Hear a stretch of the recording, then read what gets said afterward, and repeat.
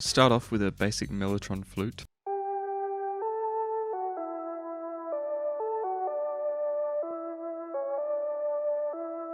And layer that with a guitar. Add a piano, I guess. I'm not entirely sure whether this is actually doing anything, but I'll leave it in anyway.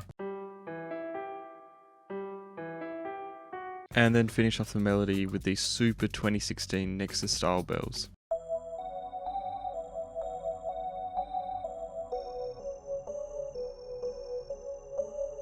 Start off the drums with a super bare bones kick and snare pattern. Same sort of situation we had with the piano, I just chucked a clap in there and I'm not entirely sure why. This pattern can either be a hat or a snare depending on what you're feeling. Add one of the most simple 808 patterns I've heard in a long time. And here's what it should sound like.